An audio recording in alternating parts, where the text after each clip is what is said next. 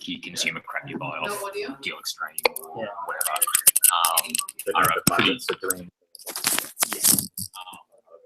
Starting with or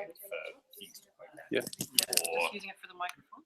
You know, start with a capture, look up the chipsets that they use in the FCC databases, which point you at what they're actually doing. Even if the audio doesn't come up with it. And then, you know, moving on to reverse engineering how they're talking to each other and you know, doing transmit work, you know, generating signals. Testing one. You want me to test the audio? Produce useful outcomes. The thing is, like the equipment I have is like all Wi-Fi, like at that level. Like, but even though like I have really dumb Wi-Fi units, like they're not producing actual just check the green level. TCP/IP like data. They're actually producing. Okay. Is it okay if I leave it on the chair? Do you think it'll go into screensaver mode? I'll just check it once in a while. Okay. So it sounds like this will be your microphone, and that will be your eyes. And I think it's working now. Okay, so we're ready to start. So we're going to start with the DSP talk. Thank you, Qasim. Hi everyone. So today's talk is about sampling, which is basically the interface between the analog and digital world. It's not a very complicated topic, but usually it looks difficult because of the heavy mathematics which is involved. So I promise I will not do any of that except one slide, but that too will be very simple. So again, we just recap why DSP, and the purpose of this talk is that many people, they want to write their own software for their STRs. So for that, or sometimes they want to understand what sort of processing is going on if they have downloaded a program. What is it working? How is it operating on signals? So for that, knowledge of communication systems and DSP algorithms is required. And we said that that can be understood through basic mathematical skills. So a little background about today's talk. The wireless signals, they are continuous time. Basically, they are analog signals where they have to travel through air and reach the antenna. So they cannot be discrete time. But the computers and everything fancy with which we do with them, they're all depending on the discrete time signal processing, which we do. For that, the signal must be converted into a sequence of numbers. We cannot store a signal in a computer, we only store numbers. So sampling is a process from where we go the signal to the numbers part. And we just have to see what happens to the actual signal in this transformation. So the easiest way and obviously the used way is that we do it periodically. So we have a signal S of t, any shape, any waveform. The easiest way to do is to sample it at regular intervals, which means that just let me show you the figure first, and then so which means that if the signal is like that, we only look at it at these intervals marked by 0, TS, 2TS, 3TS. TS is, as the name says, it's a sampling time, but we will come back to it later. That's the process of periodic sampling. It's not different than if you're watching a football match, and if you close your eyes for 5 minutes and then you open it and see what's happening, and then you close your eyes. So you will capture when you open your eyes, but you will miss what happens in the 5 minutes in between. So the basic question is, how should we select a suitable rate such that we don't miss the match, but we don't have to watch it all the time, the whole 90 minutes. We just want to watch it periodically, but we don't want to miss any goal or something. So in the last talk, we said that every signal is made up of sinusoids of different frequencies. So if somebody was not there, I will explain it just in 2 minutes, again, a little bit. So it's very difficult for us to believe that it happens, but it actually happens. Any waveform, any signal which you can imagine, it is a sum of a few sinusoids, regular sinusoids. Just like a sinusoid is a sine wave. The only thing is they have different frequencies. So when we plot a signal in frequency domain, all it means, every point represents a sinusoid of that frequency. So when we say that this signal can be represented like this, it means that this signal is actually a sum of this frequency, this frequency, this frequency, I mean, this, all frequencies until the bandwidth B. So we add all of these sinusoids. This graph shows that what each sinusoid, the amplitude it has to have, such that we make up this signal. So every signal is made up of some sinusoids. If this concept is not much clear yet, if you can always go back and watch my previous presentation, and it's there. But for now, we will just believe that every signal is made up of some sinusoids. Okay. So the range of frequencies it occupies that's a bandwidth. So everybody has heard the name. Actually it has passed on to regular. We say we don't have the bandwidth to take another task or something. So the bandwidth is the range which the signal is made up of. Now we will look at in time domain view, and we'll look at frequency domain view, and then everything will become clear. So in time domain, we just record the samples at discrete intervals. So we say that we just look at the signal at this time, then this time, then this time, then this time, then this time. And more importantly, we miss everything that happens in the middle. This point is very important.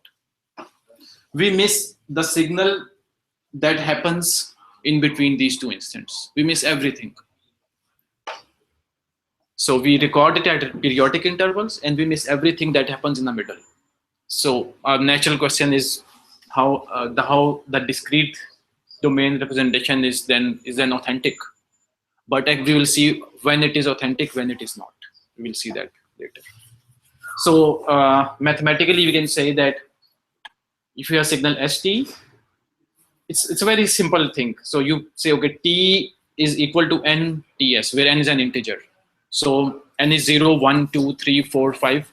And this is the same as saying that 0, 1, 2, 3, 4, 5, and so on. This time interval between two successive samples, naturally it is called sampling period. Some people call it sampling interval. You can give it any name. So this is, here it is. This is called sampling period. And its reciprocal is 1 over TS, which is called the sample rate. And I'm sure you would have seen it everywhere, all around STRs. And it's the first thing which is written in the specifications and everywhere, right? So sample rate is nothing but the inverse of the sampling period, the interval between any two samples. Any questions until now? No. Okay. So now we will, because we said that what we want to know is that how is this periodic sampling an authentic version of the actual underlying analog waveform. So for that, it's difficult to see that in time domain, but it's easy to do that in frequency domain. So we go to the frequency domain view. So, and we take a very simple sinusoid. The simplest signal possible is always a sinusoid, and it is A cos 2 pi ft plus theta. This is the phase, this is the frequency f, and this is the amplitude A. Every sinusoid has three parts: A, F, and theta, which means amplitude, frequency, and phase. And if you know about how wireless systems work, so you would have heard about frequency modulation, amplitude modulation, phase modulation. These are the only three things which can be changed in a sinusoid. So that's how we communicate. We change either the phase or the frequency or the amplitude. So we want to obtain its sampled version. Definitely Fs is equal to 1 over Ts is the sampling rate. And we see what, let's see what happens. So here In the first step, we say ST, and we will just put T is equal to NTS. So if you look at this equation, this is nothing but this one with the substitution for T. So NTS, and then we say TS is equal to 1 over Fs. And then we just write it in a fancy way. We say F over Fs and plus theta. Did you observe anything in this equation? Anything different?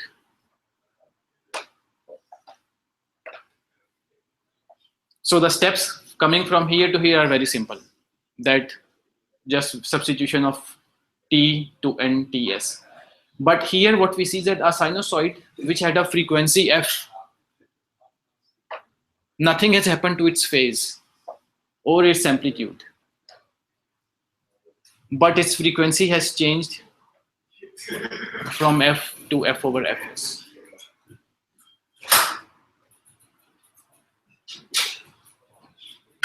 In reality, the frequency has not changed. This is the frequency of the discrete time version of the signal we were going to sample. This was the frequency of the analog signal. This is the frequency of the digital signal. So the frequency of the analog signal has not changed. The frequency of the digital signal, that has changed. So if we understand this thing, then we can actually do a lot of things. But many times what happens is that if you are programming, one does not really know why is this system behaving in a certain way, because we cannot fathom that relationship between the analog frequency and the actual discrete time frequency. Here it is. So the actual relation is that it gets normalized by the sampling rate. So we can say that F over Fs is the frequency of the discrete time sinusoid, not F over Fs. So we must think of some condition on Fs such that our signal is a faithful representation of the analog signal. That's all we have to do. So for that, I will do just an interesting experiment, you can say. But now what we will do is we will use the same sampling rate, Fs, but we will sample another sinusoid with a different frequency. And that frequency will be F plus KFS, which means it's different from F by a distance of an integer multiple of Fs. And then we can easily see this is what we did before. We substituted T with NTS and we got F over Fs. Now the interesting thing happens here.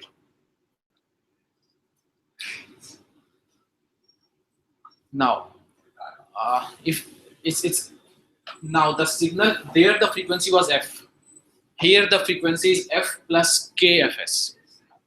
So I'm just doing an experiment, nothing else. So I'm taking another signal with a different frequency and I'm giving it to our sampling device. So what it does is it replaces T with NTS. We do the same thing, we write TS is equal to 1 over Fs. And then when we do it, this thing cancels out and we get 2 pi kn, and then we get this equation.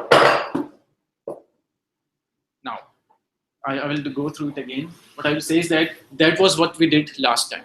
Now we did a new experiment. We took another sinusoid whose frequency was not F. Its frequency was F plus some integer times Fs. So T replaced with NTS, TS becomes 1 over Fs, and then F over Fs comes here. This Fs cancels out and we get 2 pi kn. And if you remember in school, cosines, they are periodic. All sinusoids are periodic. So if you have a cos of theta, you get cos 2 pi plus theta. It's the same thing. So that's why you see there is no difference between these two. There is no difference between two after sampling. There was difference between them before sampling, but there is no difference between them after sampling. This is just like saying that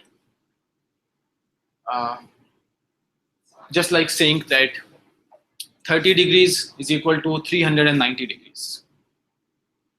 right? Everybody accepts that.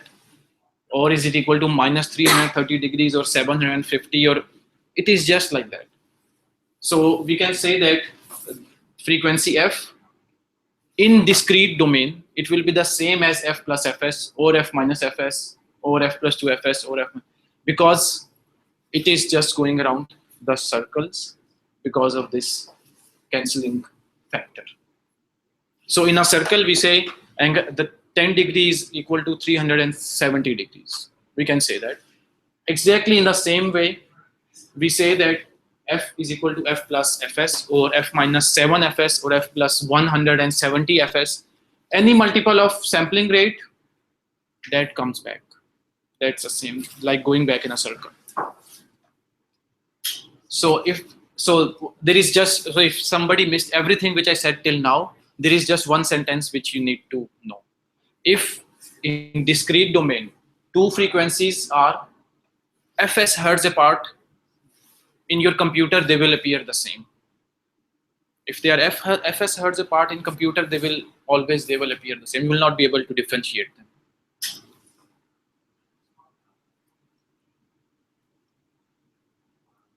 I'll just show you a figure so that we can see why it happens. This is why it happens.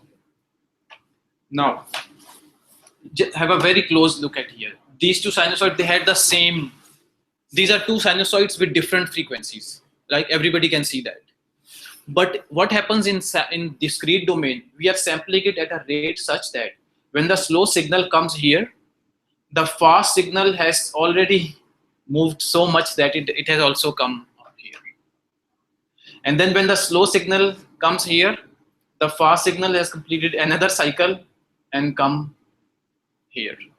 So if you see this in discrete domain and you close your eyes in what happens in the middle, then you will not be able to differentiate between one or the other.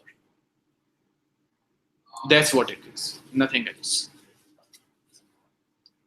So every frequency which is fs hertz apart, it appears the same in your computer. So can we draw it in frequency domain? We remember that the spectrum was given by this. The frequency domain view was given by this figure. That was when we were talking about analog continuous time signal. After we sampled it, so you can see this, what is this frequency on which I have the mouse? It is 0, right? This is 0 frequency where I have this mouse. This should be exactly the same as fs. And this should be exactly the same as minus fs. That's why you see the spectrum, it is like that, but it gets replicated all over the frequency domain. So we say the only unique frequencies are from minus 0.5 fs to 0.5 fs. Nothing else unique, it's the same replication of the same thing. Just like we say, the unique angles are minus 180 degree to 180 degree. Everything else is the repetition. So that's how it is. Minus half fs to half fs is the unique range. Because if you add fs to this, you get here. If you get fs to this, you get here. If you get fs to b, you get fs plus b. So everything fs hertz apart, you can see they are the same. That's what the effect on spectrum is. So we see that for the analog signal, there was no problem. You can have anything you want in analog. But in the discrete domain, after sampling, when you start to implement your own signal processing algorithms, you must understand the sampling rate with which it was sampled, because that's how it will affect it. Now looking at this figure, can I see some dangers of choosing one sampling rate over another? So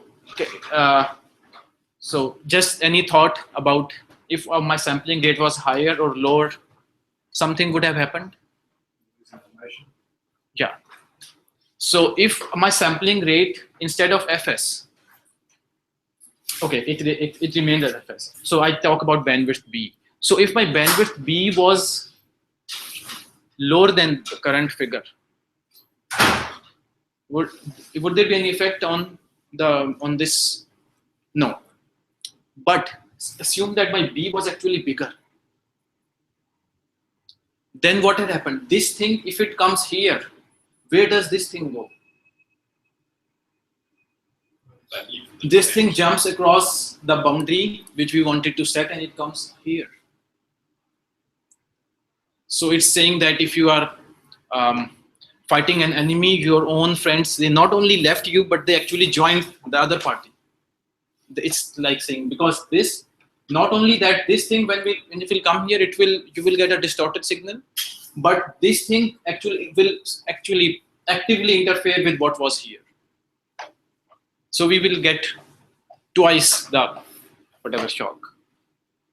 So these spectral replicas, they are called aliases because they are the same thing, just on. So the unique range is minus half fs to half fs. Always remember this thing. First thing, sampling rate, and the unique range is minus half to plus half. So this is what we covered, and this is the last slide and the most important one. So this all of this brings us to sampling theorem. So to prevent distortion in the sampled signal, and if we look at this figure again, the condition is that this bandwidth B, if it gets expanded, it comes here, then it starts touching the boundary. The replica, this will start touching the boundary here. So they will be meeting, but they will not be interfering. That's the best thing that can be done. And if we cross that boundary, if our 0.5 fs, it's a mistake, it's less than b. So then that's what the sampling theorem is. So first thing, sorry, that's a mistake. The upper equation, it is less than. So 0.5 fs. Oh no, sorry, it's correct. It's correct. Our 0.5 fs should be greater than b. That's correct. And from there we can say sampling frequency should be greater than twice the bandwidth. So if we did not know anything and we said we are going to sample a signal with a certain bandwidth b, what should be the sampling rate? I think someone who doesn't know this, he say, okay, the sampling rate should be greater than the bandwidth. It turns out this is it's not actually true. Actually, it should be twice the bandwidth. The sampling rate should be greater than twice the bandwidth. So as an example, a human voice, we used to have telephone systems, we still have, but nobody uses them, is 3.4. They have low pass filters at 3.4 kilohertz. Why? Because the sampling that happens at 8 kilohertz. So basically, if they give some margin at 4 kilohertz, you make it twice, that's 8 kilohertz. So it must be less than. So if the sampling rate is 8 kilohertz, the bandwidth B cannot be greater than 4 kilohertz. And then they leave some margin and make it 3.4. That's why if you have ever imagined, if you listen to a song on the phone, you will not be really entertained much, because they actually cut down the frequencies, and it's not from 0 to 20 kilohertz, which a normal audio spectrum is. So it's very low. So that is the reason, because they have to sample the signal. Because they have to sample the signal, they use a filter. Filter means something which cuts off, or I mean, they do different, but just in simple terms, it cuts off the frequencies. So it cuts off the frequencies lower than half the sample rate. So this is what we call sampling theorem. It's a very detailed derivation, but I hope that from the figure, it would have made some kind of intuitive sense to you. And so to recap, this 0.5 fs should be greater than b, and you just take that 2 there, and you get fs should be greater than twice the p. That's it. Any questions? Okay. Thank you very much. Okay.